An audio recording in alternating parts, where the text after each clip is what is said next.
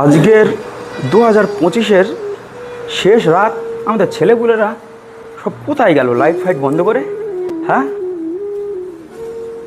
কোথায় গেল সব? কি ব্যাপার, তোমরা লাইট ফাইট বন্ধ করে সব এখানে চিন্তিত হয়ে বসে আছো? হ্যাঁ আর ভাই কি বলবো, 2025 এমনভাবে গেল, কোনো রোজগার নেই, কিছু নেই।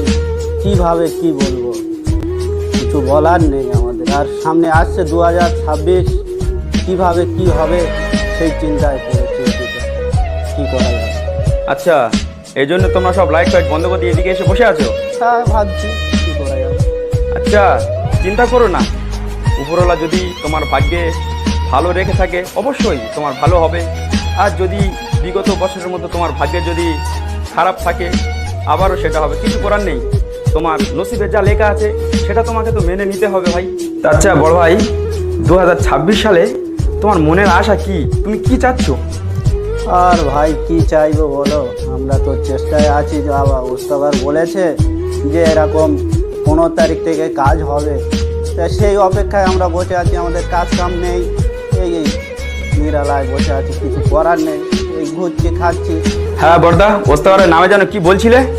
আর কি বলবো ভাই, ওস্তাবার সে রোববারে 1500 টাকা করে খরচা দিচ্ছে, 2000 টাকা করে খরচা দেবের কথা, 1500 টাকা করে খরচা দিচ্ছে, তাতে কোনো কাজ হচ্ছে না। বাড়িতে 1000 টাকা দেবের কথা, সেও দিতে পারছি না, এদিকে লোনও চালাতে পারছি না।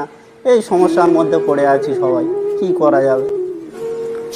আচ্ছা ভাই, প্রবাস জীবনটা আমাদের সত্যি অনেক কষ্টের জীবন, তাই না ভাই?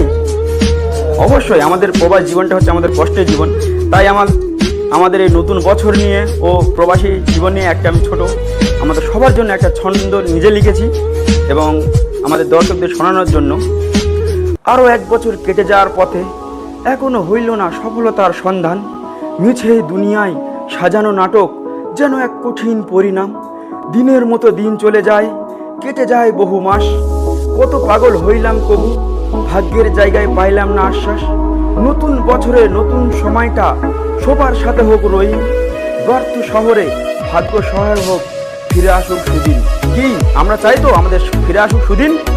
অবশ্যই আমরা চাই আমাদের ফিরে আসুক সুদিন।